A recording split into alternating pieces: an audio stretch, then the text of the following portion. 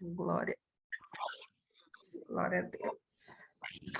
Senhor Deus, nós estamos aqui, Pai, mais uma segunda, mais um dia de estudo, mais um dia, Senhor Deus, de abrirmos a Tua palavra, Senhor Deus, e ouvirmos mais também de Ti, daquilo que o Senhor quer ministrar ao nosso coração. Senhor, em nome de Jesus, nós pedimos, ó Pai, que Tu estejas conosco nesse estudo, que Tu estejas falando aqui, Pai. É tempo de aprender, é tempo, Senhor Deus, de ouvirmos a Tua voz. Pai, em nome de Jesus, prepara nossa mente, Senhor Deus, para entender daquilo que não é visível aos olhos, daquilo que não é natural, Senhor, que é espiritual. Por isso, pedimos a Tua bênção sobre as nossas vidas, nossa mente, a nossa alma, Senhor. Cuida da nossa alma, Senhor, que ela se aquete perante a Ti, diante de Ti, perante os Teus cuidados para conosco, Pai. Nós pedimos isso tudo, Senhor Deus, em nome de Jesus. Amém. Amém. Glória a Deus. Amém. Olho coçando e não pode coçar. Glória a Deus. Vou pegar aqui. Hoje a gente está aqui no estudo de João 7, e aí tem uma já perguntinha ali que depois a gente vai terminar com ela. A pergunta é: você tem sede? E a gente vai mexer porque Jesus, ele veio para o doente, né? Ele veio para quem tem sede, para quem tem fome.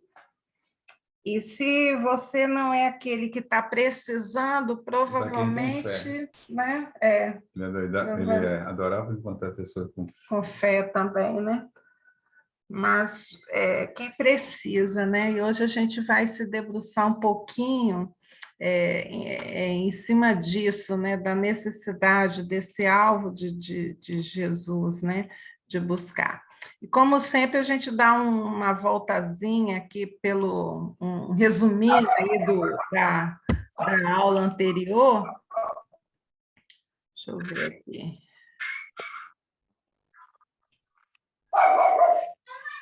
Tem um cachorrinho aí latindo. Mais de um. Mais de um. Já parei já aqui. Marita chegou. Se você tem ruído aí...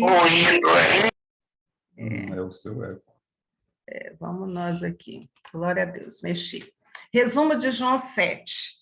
João 7, aquele início, né, até o versículo 24, a gente viu semana passada, e a gente ficou com essa reflexão que é aqui. A mentalidade do mundo busca a glória do mundo, mas a mentalidade dos céus que Jesus veio introduzir foi algo totalmente novo, né? As pessoas ficavam atrás dele perguntando, querendo aprender do que era esse reino que ele estava falando, o que é que ele vinha ensinar. Então, a mentalidade dos céus busca a vontade de Deus, que foi o que ele falou: eu vim para fazer a vontade do Pai e não a minha vontade. E que difícil é a gente buscar fazer a vontade do Pai e não a nossa vontade. A gente aprende desde bebezinho a expor a nossa vontade. Então, mesmo que a gente não saiba falar, não sabe muito, quando a gente está com fome, a gente faz o quê? Quando é bebezinho, a gente berra. E aí as pessoas vêm atendendo, está sujo, a fraldinha está suja, a gente chora. E aí vem alguém para trocar a fralda, vem alguém para dar banho. E a gente cresce meio que voltado para nós mesmos. É gozado que isso é uma marca do homem, a satisfação dos seus desejos. É uma marca. Às vezes tem uns que têm isso mais, sobressaindo mais isso aí, outros menos, mas é uma marca do tempo que se diz hoje é o egoísmo. O que é egoísmo? É eu pensar primeiro em mim e depois no outro, né? Então, é uma marca. E às vezes a gente tenta sair um pouco fora disso aí, mas se deixar ali no natural, é isso aí que sobressai. A gente quer a nossa vontade e não depois a do outro. Primeiro a gente, depois do outro aí. Tem um barulhinho aí que eu não estou identificando, mas se você for aí, tiver aí no seu celular e for um barulho daí, você tira ele aí. Bota o mute aí, depois se você quiser falar, você aciona aí. E eu botei aqui. Os ensinamentos e reivindicações de Jesus serão aceitos por aqueles que estiverem decididos a fazer a vontade de Deus. Tem até 0300 tá chamando aqui no meu celular. Hoje está tudo aí. Então, se a pessoa quer fazer a vontade de Deus, então, geralmente, com essa pessoa é mais fácil você falar das coisas de Deus. Citando um exemplo, ontem eu estava falando na sala de jovens, na escola bíblica, ontem, da igreja. E eu fui convidada para falar a respeito de casamento, né? Aí a professora pediu que eu falasse lá. Eles estão estudando um livro de C.S. Lewis, e aí o 6º capítulo é de casamento, eu fui chamada. E aí, gozado, eu comecei falando assim: casamento a gente não pode falar sem ser sob a ótica de Deus. Se a gente quiser usar a ótica do mundo a respeito de casamento, provavelmente a gente vai incorrer em erro, porque quem criou o casamento foi Deus.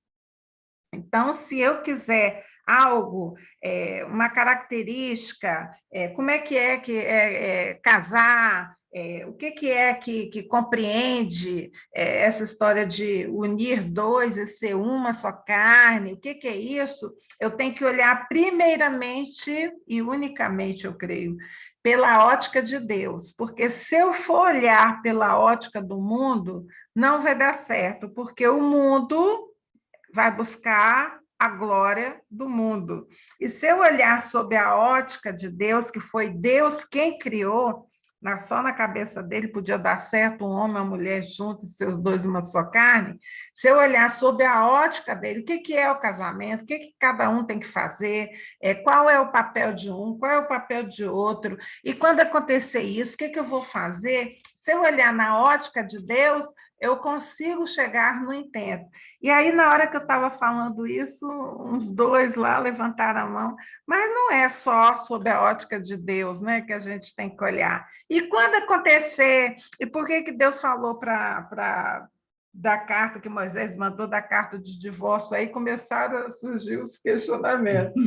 Aí eu falei assim, mas Jesus voltou quando os fariseus, né, estavam questionando Jesus a respeito de casamento. Jesus falou assim, mas não era assim no princípio. É por conta da dureza do E coração aí, a de dureza do coração que fez. Então, assim, se eu quiser tratar das coisas de Deus, eu preciso olhar sob a ótica de Deus, né? Então, hoje a gente vai ver bastante isso, porque vai ser um contrapondo o outro, né? O mundo e Deus aqui no diálogo que eles têm com Jesus. Eu estou querendo achar onde está meu aqui, achei. Às vezes esse cursor, ele some, não é esse aqui.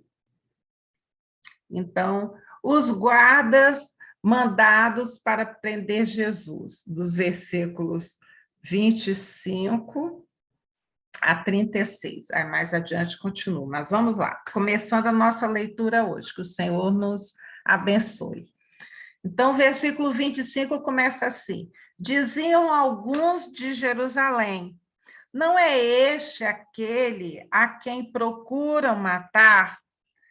Eis que ele fala abertamente e nada lhe dizem. Alguns de Jerusalém, que tinham vindo lá de Jerusalém, eles estavam questionando: quem é esse aí? Quem é esse moço aí que estão procurando matar? Quem é ele? E aí, porventura, reconhecem verdadeiramente as autoridades que esse é, de fato, o Cristo, né? Então, estava um questionamento ali. Por quê? Lá em Miqueias, eu botei até em amarelo, tudo que eu botei aí em amarelo é por minha conta aí, tá? Miqueias 5:2 diz que o Messias viria de Belém. Já em Malaquias 3:1 fala que de repente ele viria, mas ele não viria assim abertamente, todo mundo sabendo quem é, não ia aparecer assim no meio, assim, eu sou, sabe? Eles estavam esperando algo assim, né? Estrondoso, divino, e não uma pessoa ali que eles conheciam, sabiam quem era o pai, sabia quem era a mãe, vivia ali, né? Os irmãos, então eles ficavam assim, esse questionamento, será, na realidade o questionamento era em cima de, é isso o Messias que a gente está esperando? É ele mesmo, né? Aí 27, nós, todavia, sabemos de onde este é. Quer dizer, a gente sabe quem é esse aí, de onde ele veio, né? Quando, porém, vier o Cristo, ninguém saberá de onde ele é. Então, era isso que pairava na mente dos líderes religiosos, dos que seguiam. Lembrando que os que seguiam sabendo que a lei, a Torá falava a respeito, vinha o Messias, estavam todos aguardando ali, né? E nós sabemos que esse aí, de onde ele veio, a família dele, a gente já sabe quem é. Agora, pode ser esse aí, esse o Messias, verdadeiramente o Cristo é esse aí? Aí 28. Jesus, pois, enquanto ensinava no templo, clamou dizendo, vamos dar uma paradinha aí. Jesus ensinava no templo. Então a gente tem que perceber que alguém para ensinar no templo, ele está revestido de uma autoridade, porque não é qualquer um que chega lá no templo, olha aqui, preste atenção e eu vou ensinar. Não, ele tinha uma autoridade para se posicionar naquele lugar, e lembra que a cidade estava cheia por conta da festa da colheita, né? Então estava todo mundo lá. E Jesus estava ensinando no templo, e as pessoas olhando ali, prestando atenção. Fariseu e mestre. Mestre, ele era um mestre, tanto que as pessoas se dirigiam a ele como mestre. E Jesus, ele veio da família, né, de José, uma família de sacerdote. Então, ele foi criado de acordo com o conceito, né, o ensino judaico. O ensino judaico, a criança aos 12 anos, ela sabe de cor os 5 primeiros livros da Bíblia. Ela é ensinada assim, né? E Jesus, naquela família de sacerdote que ele pertencia, então ele era mestre, né? Então, por isso que ele estava lá no templo ensinando. E ele está falando aqui no versículo 28, dizendo assim: vós não somente me conheceis, mas também sabeis de onde eu sou.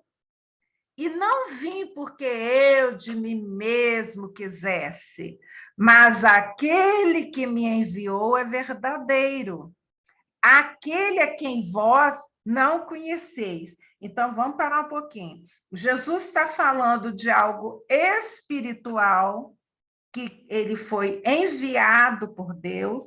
A gente sabe a história por trás de Jesus, que a Maria, a mãe dele, foi concebida pelo Espírito Santo, né? A gente está sabendo disso, mas o povo está ali curioso. E Jesus está falando que ele foi enviado aquele que vós não conheceis. Ele está falando de Deus. Mas o povo está olhando Jesus, está vendo o quê? O natural. A gente conhece a família dele, a gente sabe de quem ele é. Então, a gente aqui vê dois conceitos, um contrapondo o outro.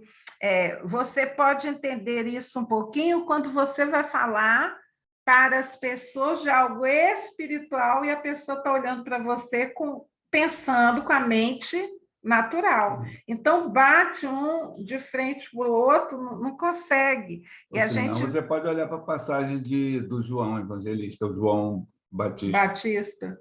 Ele mandou perguntar a Jesus se era ele mesmo que estava para vir ou se é para esperar outro, né?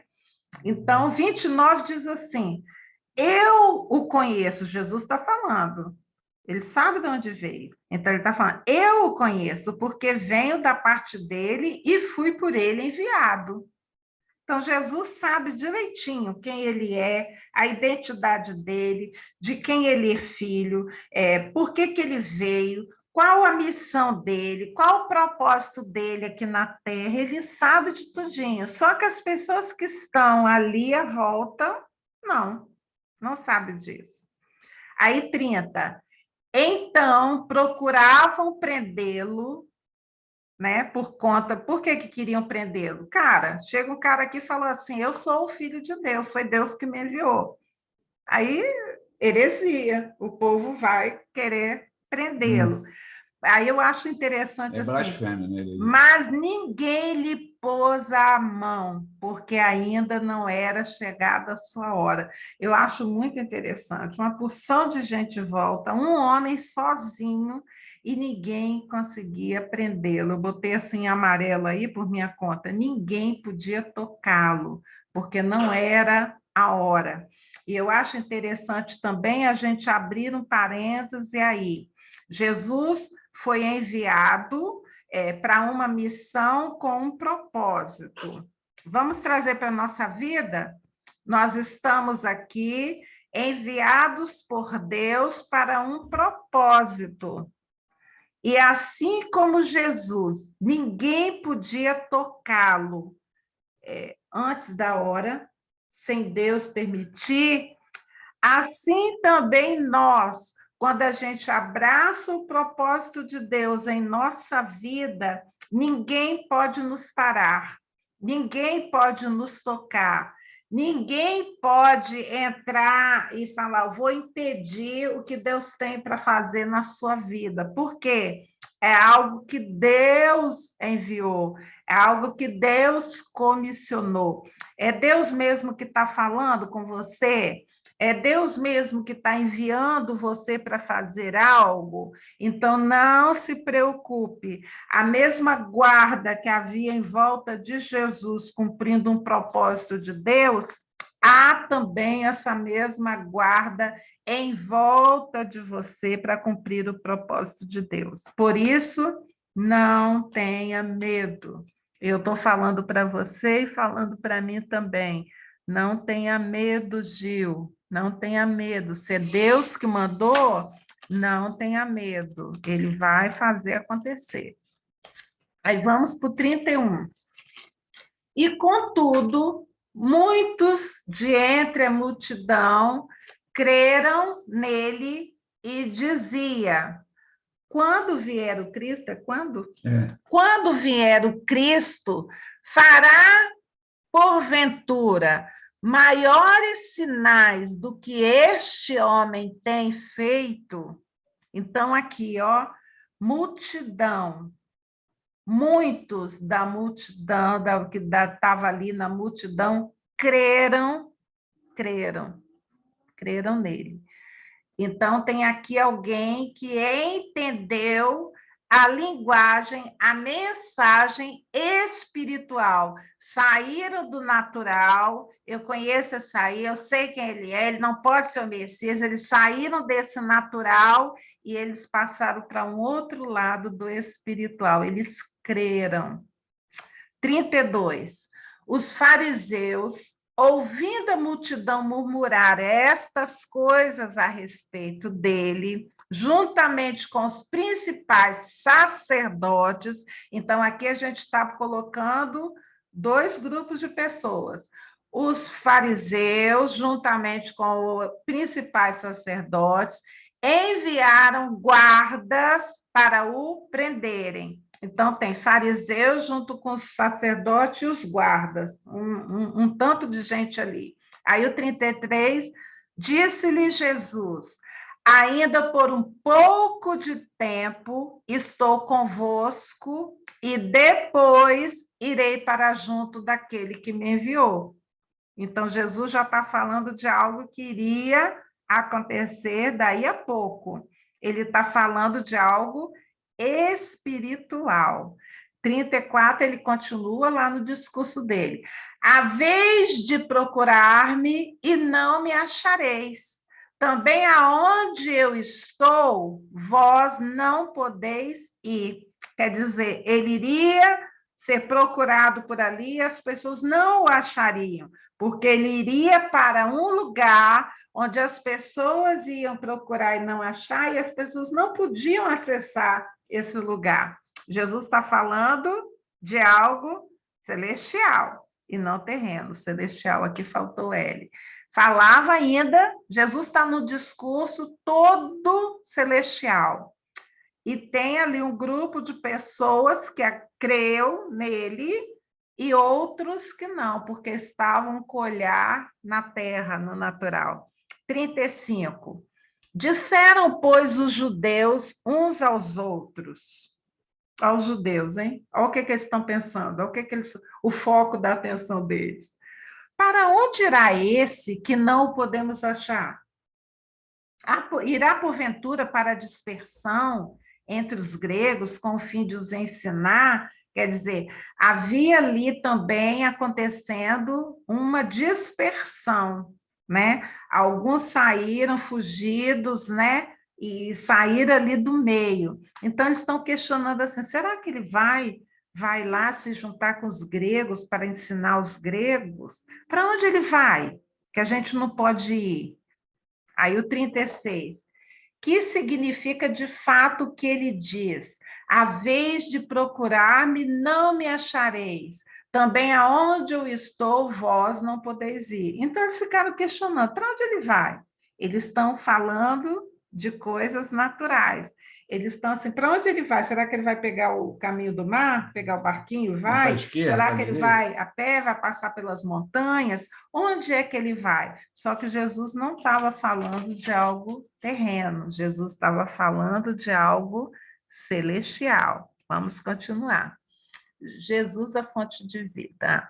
Aí vem o versículo 37 e 38, que eu queria que você sublinhasse na sua Bíblia. Olha o versículo 37 que diz: no último dia, o grande dia da festa, lembra que a gente falou que a festa da colheita durava 7 dias, né? Primeiro eles assavam uma ovelhinha, né? E ao final eles terminavam jogando água, sabe? Hoje eu estava pesquisando isso aí. Então, eles estão no último dia de festa, e Jesus estava falando ao longo desses dias ali com eles. Mas no último dia, levantou-se Jesus e exclamou: olha aqui que interessante. Se alguém tem sede, venha a mim e beba. Ele falou exatamente essa hora, no último dia, onde tinha o derramamento de água.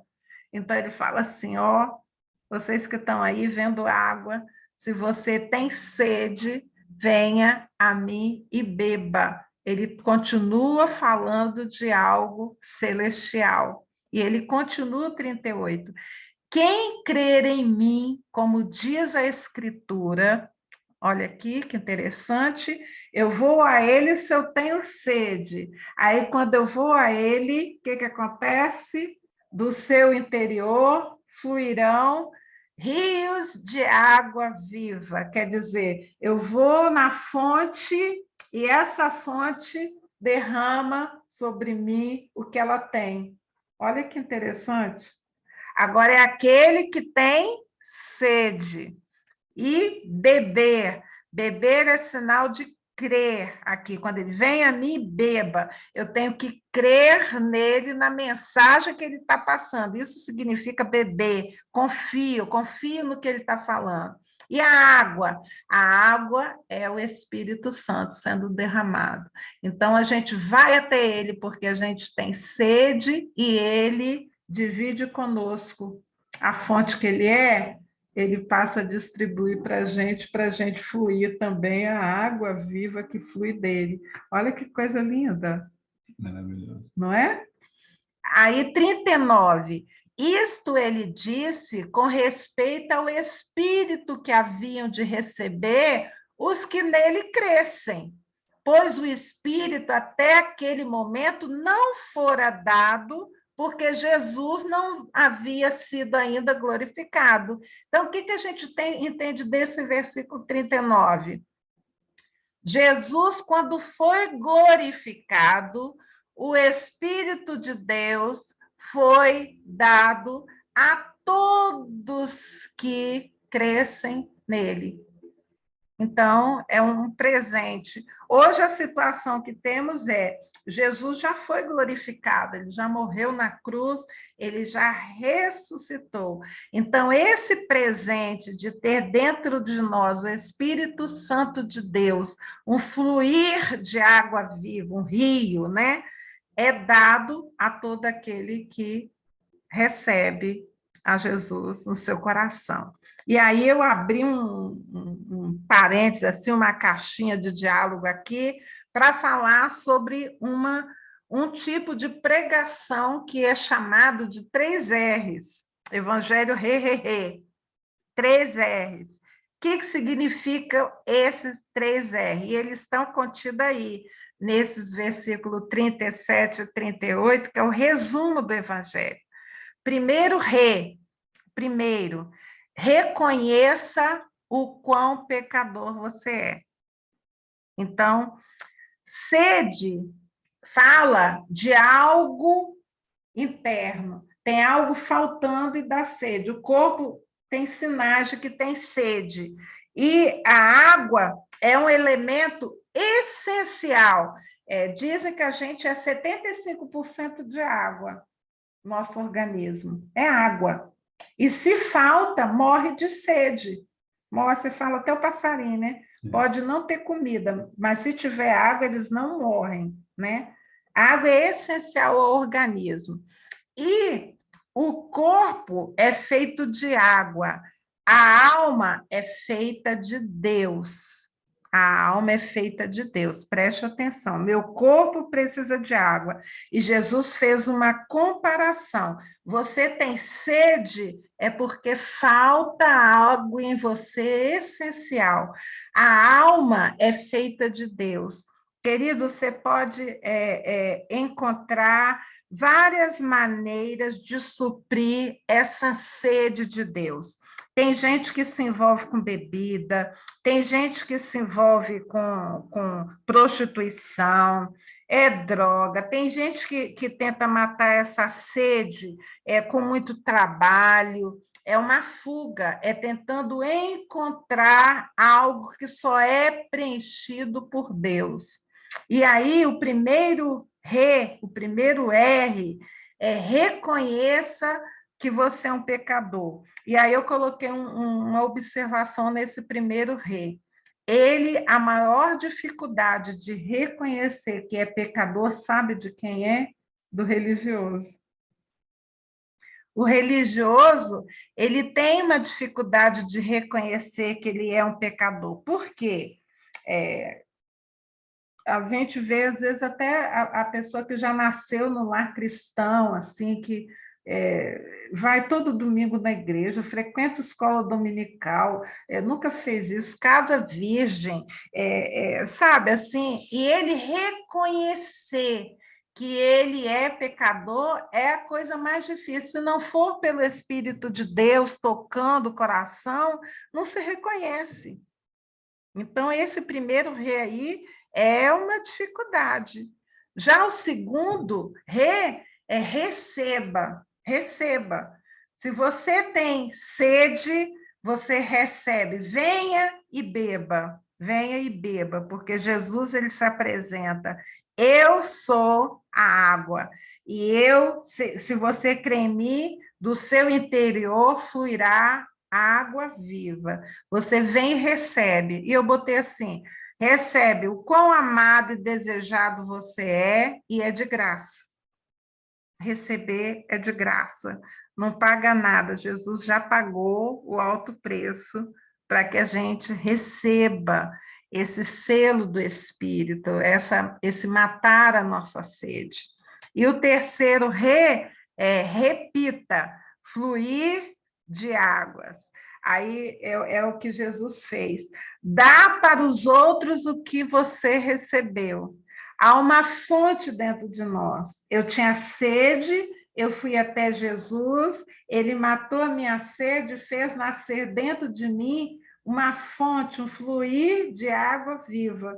Então, aquilo que eu recebi de graça, eu passo para o outro. Ei, você está com sede também? Venha, vem e receba. E você vai, começa a fluir água viva. Aquilo que eu recebi, eu repito, eu reproduzo. Eu passo adiante porque eu recebi. Então, desejo, isso aqui é o evangelho. Esses 2 versículos é o evangelho purinho. Por quê? Eu tenho que primeiro reconhecer que eu sou pecador, que eu tenho sede, né? Mais adiante, Jesus vai falar que é fome também, sede e fome, né?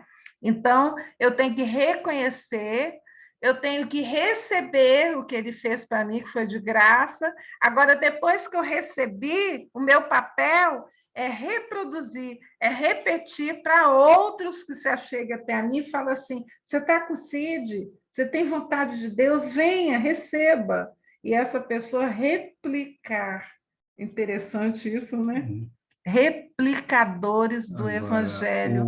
o religioso aí que tem a dificuldade de reconhecer que é pecador, isso passa muito pela cabeça da gente quando a gente, na verdade, não tem a oportunidade de errar.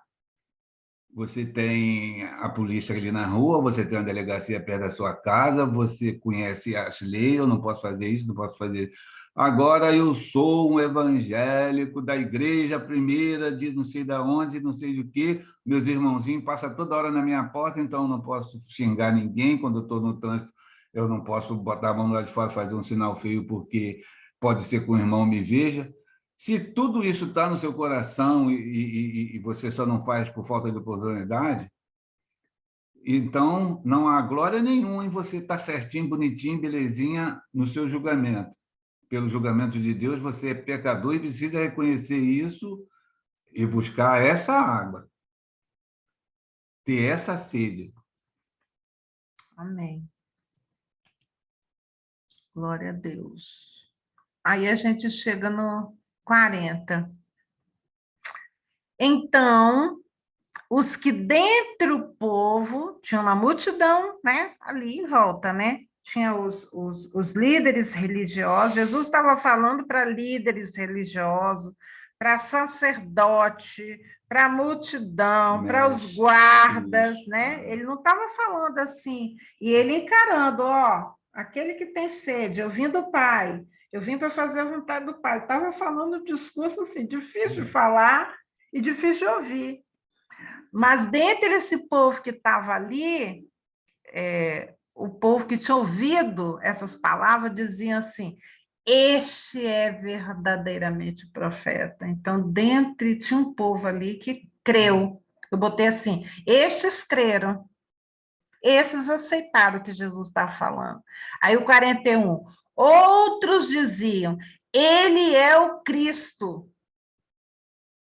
Então, esses também creram. Outros, porém, perguntavam, porventura o Cristo virá da Galileia? Eles ainda estão Como é que pode? No natural. Eles ainda estão no natural. Então, eu botei assim, estes não creram. Então, na multidão, quando Jesus estava fazendo esse discurso, teve uma parte deles que creram. Esse verdadeiramente é o profeta, ele é o Cristo. Mas outros assim, mas o Cristo vai vir da Galileia? Então estavam presos ao natural. Aí, 42. Não diz a Escritura que o Cristo vem da descendência de Davi, da aldeia de Belém, de onde era Davi, né? Eles ainda estavam presos no natural. Mas Jesus é da descendência de Davi. 43. Assim houve uma dissensão entre o povo por causa dele. Houve uma divisão. Uns creram e outros não. E aí, detalhe, Jesus pregando, uns creram e outros não. Quando a gente sai para pregar o evangelho, também é a mesma coisa. Uns creem e outros não. É a mesma coisa. Agora, o fato de nem todo mundo que a gente está falando crer, não é motivo para eu deixar de pregar o evangelho. Jesus não deixou de pregar o evangelho porque tinha alguns que não creram nele. Então, isso serve de lição para a gente aí imitar Jesus. Vamos lá. 44. Alguns dentre eles queriam prendê-lo, mas ninguém lhe pôs as mãos. Voltaram, pois, os guardas, né? Tinha os guardas lá, né? Mandados pelos fariseus e pelos sacerdotes, estavam lá em volta, né? Voltaram, pois, os guardas à presença dos principais sacerdotes e fariseus, e estes lhes perguntaram: por que não trouxeste? Quer dizer, foi um tanto de guarda lá buscar, por que vocês não trouxeram? Aí os guardas responderam para eles: jamais alguém falou como este homem. Os guardas ficaram tocados com Jesus falando. Vamos continuar. 47. Replicaram-lhes, pois, os fariseus: será que também vós fostes enganados com a conversa lá de Jesus, com o papo de Jesus? Vocês caíram nessa conversa? Aí eu botei aqui entre parênteses uma observação minha. Os guardas tinham mais discernimento do que os religiosos. A mente deles abriu para o que Jesus estava falando. E aqui a gente vê quão difícil é, né? Para o religioso. Pois é, a cabeça, quando não tem nada, cabe qualquer coisa. Agora, a cabeça, quando você bota uma coisa e cria nela. Difícil, né? Pode ser errado do jeito que for, que o certo não entra. Não entra. O certo não entra. Nem vou falar de política. Não, não. Ai, Jesus, é difícil. Quando bota alguma coisa, a resistência, né? Quando está na mente, a resistência fica mais difícil da pessoa reconhecer, né? Versículo 48. Porventura, creu nele alguém dentre as autoridades ou alguns dos fariseus? Aí eu botei assim, ó, a religiosidade tampa os ouvidos para ouvir Cristo. Ela nos dá a falsa ideia de que não temos sede. Ela nos dá a ideia de que a gente não precisa. Somos autossuficientes. A gente é autossuficiente. E Jesus falou assim, conhecia tudo de Deus. E Jesus falou assim: tende sede, venha e beba da água da vida. Quer dizer, e se não tem sede? E se eu não preciso? Se na minha cabeça eu já botei que eu não preciso, como é que faz? Não bebo. E ali a máxima ali era conhecer a lei, né? E a outra é ser filho de Abraão, ali, descendente de Abraão. Eles estavam apoiados nisso. Apoiados nisso. E Jesus não veio só para os judeus. Jesus não veio. Jesus veio para todo aquele que o aceita. Então, pré-requisito, eu botei assim, ó, pré-requisito, ter sede. Ter sede. Então, tem sede? Pode ir que Jesus tem a água viva. 49. Quanto a essa plebe que nada sabe da lei, é maldita. Quem está falando isso, querida? As autoridades, viu? As autoridades que estão falando. Esse povo aí que nada sabe da lei, não sabe. A gente é que sabe da lei. A gente é que tem o quatro poder nas mãos. Eles não sabem nada, então, malditos. Aí, o versículo 50 aparece alguém que a gente já viu, já passou por aqui no nosso estudo, Nicodemos. Um deles, que antes fora ter com Jesus, lembra de Nicodemos?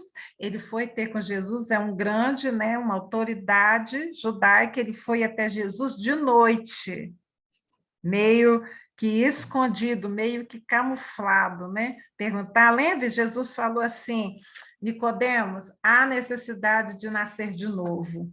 Lembra Jesus falando isso para ele? Você tem que nascer de novo. Como, Senhor? Eu vou ter que entrar na barriga da minha mãe para nascer de novo, depois de velho, né? E Jesus falando de algo celestial, espiritual, né? Então, Nicodemos aparece aqui, no meio dessas autoridades, e pergunta-se às autoridades: acaso a nossa lei julga um homem sem primeiro ouvi-lo e saber o que ele fez? Aí eu botei aqui, Nicodemos nasceu. Ele nasceu de novo. Ele entendeu. Aquela conversa que ele teve lá à noite, escondido com Jesus, ele creu. Ele creu. Aqui, só nessa pergunta que ele está fazendo ali diante das autoridades, e não pense você que é uma coisa fácil, não. Ali ele estava confrontando as autoridades, os seus pares. Ele está falando assim, como é que a gente vai julgar sem primeiro ouvir, sem saber o que ele fez? Aí as autoridades falaram assim, responderam eles, dar-se-á o caso de que também tu és da Galileia, aí, né? Você também está entre eles, né? Examine e verás que da Galileia não se levanta profeta. Aí o 53 termina o capítulo 7 falando assim, e cada um foi para a sua casa. Esse versículo 52 aí, esse finalzinho aí, da Galileia não se levanta profeta. Traga para a sua vida, querido. Pode alguém, do jeito que você nasceu, do jeito que você foi criado, né? As pessoas olhar, pode ser, né? Dalberto, fala a gente. Pois é. Da onde a gente veio, pode dar alguma coisa? Quem diria que daria alguma coisa? Né? As pessoas podem estar até apontando, eu, hein? Conheço isso daí. Pode vir alguma coisa boa daí? Tem uns que ainda falam, a mim não me engana, não. A mim não me engana, eu sei como é que é. Eu sei como é. Provavelmente falavam assim, né, de Jesus, né? Assim também, né, os que conheciam. E aqui terminou essa conversa, o 7º dia da festa da colheita, e cada um foi para a sua casa. A gente não sabe quantos aqui desse encontro com Jesus saíram aqui nascidos de novo, ou quantos desse encontro aqui saíram daqui ainda resistindo, mas a gente sabe que eles ouviram. E aí fica uma pergunta aí para nós refletirmos, sabe? Você tem sede? Essa pergunta, ela tem que ser feita para nós, porque a palavra diz, aquele que tem sede beberá da água viva. Aí a gente vai, vou parar aqui, né? E já acabou ali. Eu vou perguntar assim: como é que eu chego para cultuar o meu Deus? Eu chego mostrando que eu tenho sede, que eu estou querendo, sabe? Porque a gente tem que pensar nisso, porque às vezes eu estou tão cheio, ou estou me sentindo tão suprida que eu não preciso mais.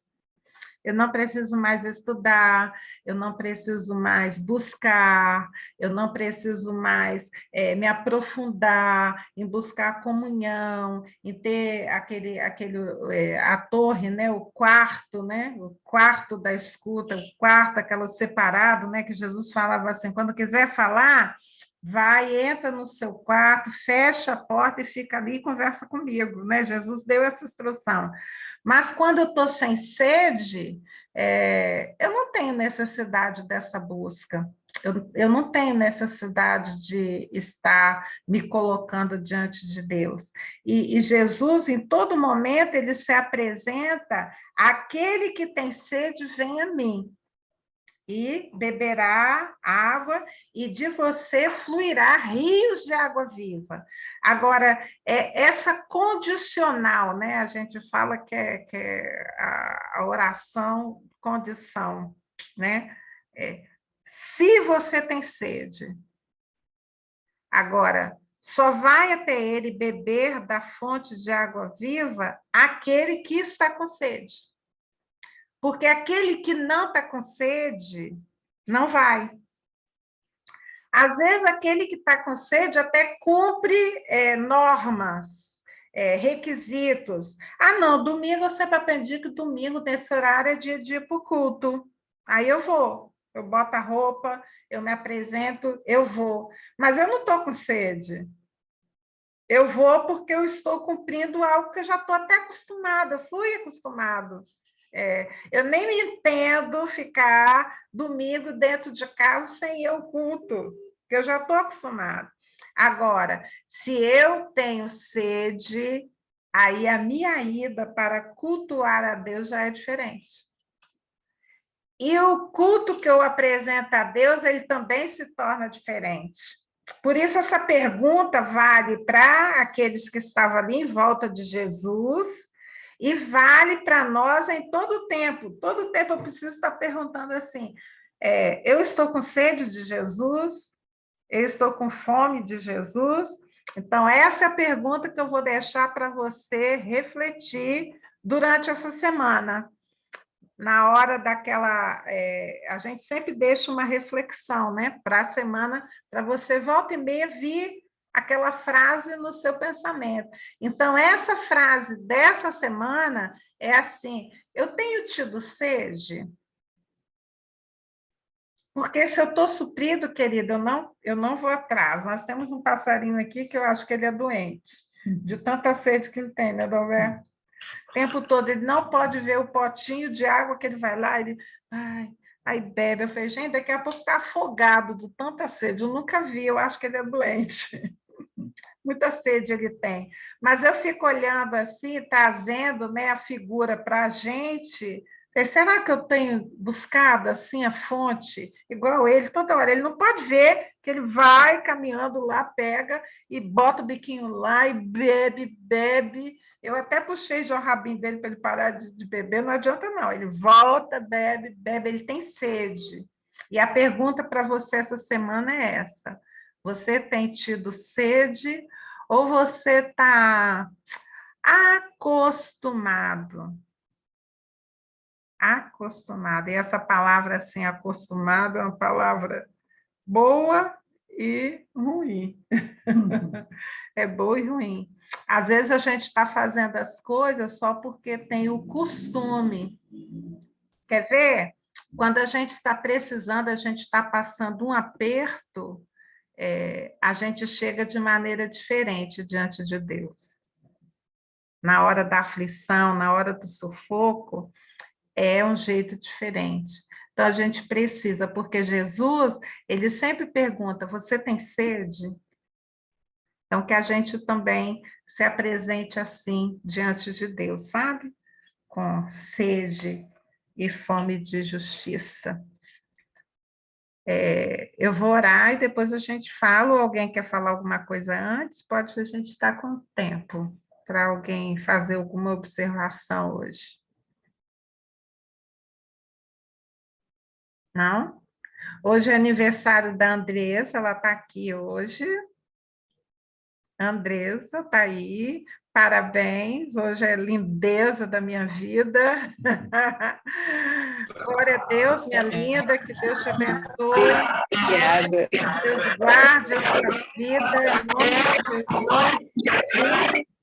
Seja suprida, que a sua sede seja matada no fluir, na fonte de Jesus, em todo o tempo. Quer falar, Cláudia? Está falando. Só parabéns, felicidades, né? Que Deus abençoe. Amém. Muito obrigada. É uma vida preciosa aí. Vida preciosa para a gente como amiga e para a gente como igreja. A Andresa, a casa dela, todo é um suprimento assim, para a gente como igreja. Glória a Deus pela vida dela. Amém. Senhor Deus, amém.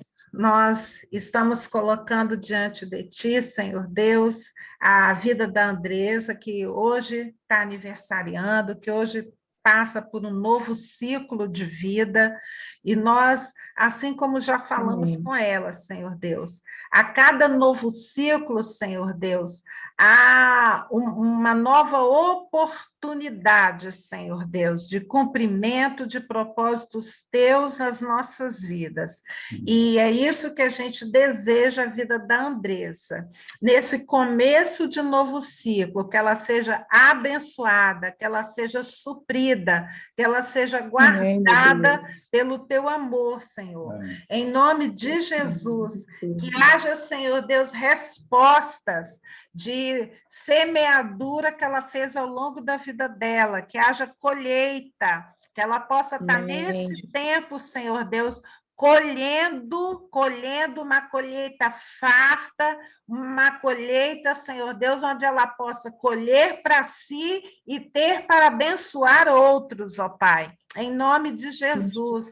A gente sempre, Senhor Deus, ocasião de aniversário, a gente sempre tem uma lembrança para dar, um presente, e que o Senhor apresentei, Senhor Deus. Só o Senhor para dar o presente perfeito, aquele presente que às vezes a gente nem sabe que está necessitando daquilo, nem reconhece, mas o Senhor tem aquele presente que a gente necessita, que a Andressa seja presenteada por Ti, Senhor Deus, nesse início de novo ciclo na vida dela, em nome de Jesus. Amém. Pai, nós colocamos também, Senhor Deus, aqueles 3 pedidos que temos colocado diante de Ti, Senhor. O pedido, Senhor Deus, primeiro pela nossa parentela. Senhor, nós Te louvamos por cada um.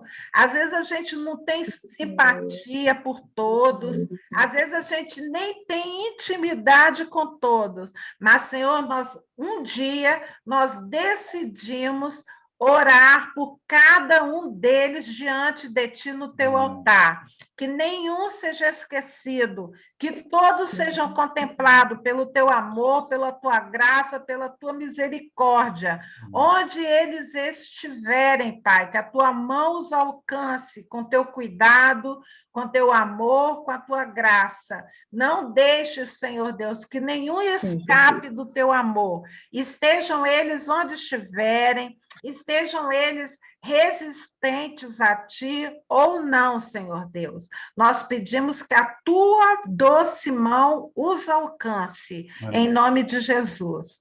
Pai, nós queremos colocar o nosso país, Senhor, a nossa nação, pedindo a Ti que Tu tenhas misericórdia. Continuamos, Senhor Deus, a pedir a Tua bênção sobre toda a autoridade instituída nessa nossa nação, que haja temor a Ti, que haja, Senhor, sabedoria nas decisões, em nome de Jesus. Continuamos a pedir, Senhor Deus, que aquilo que está encoberto, que venha a ser descoberto, Pai, em nome de Jesus. A gente não quer, Senhor Deus, a gente não tem aquelas coisas de estimação, mas a gente está voltado para o Teu olhar, para aquilo que está no Teu coração. Portanto, Senhor, nós nos rendemos a Ti, debaixo da Tua vontade sobre a nossa nação. Nós queremos ressaltar, fazer com que o Senhor lembre. Sabemos que o Senhor não esquece de nada, mas tem chegado ao nosso conhecimento palavras de profetas ao redor do mundo, falando a respeito do Brasil nesse tempo, Senhor. Que essas palavras, Senhor Deus, que o Senhor usou cada profeta espalhado na face da terra para falar sobre o nosso país, que elas se façam cumprir nesse tempo, Senhor Deus.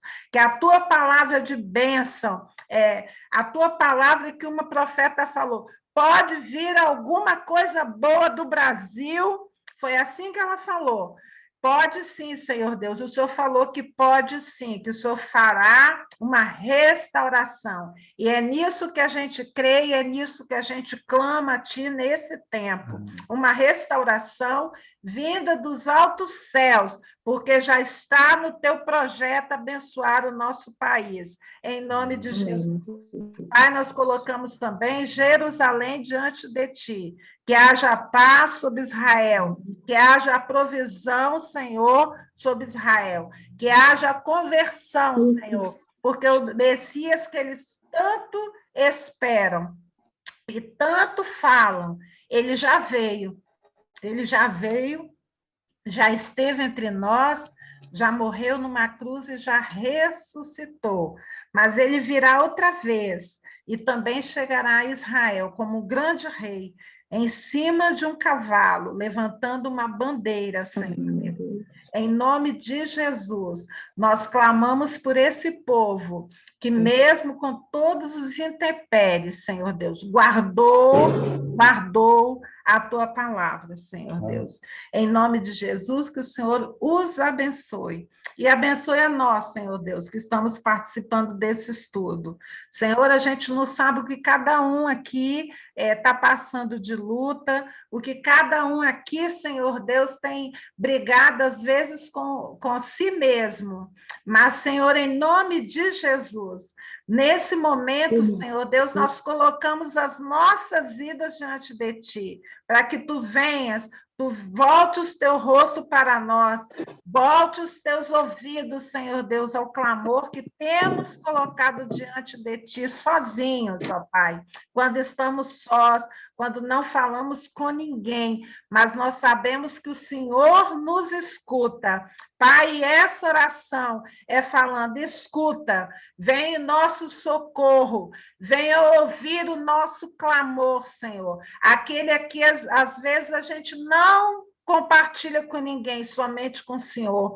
Pai, que os teus ouvidos se voltem para o nosso clamor. Abençoa cada um naquilo que tem colocado diante de Ti, naquilo que tem confiado somente a Ti, Pai. Em nome de Jesus, Senhor Deus. Amém. Amém. Glória a Deus. Glória a Deus. Amém, tia.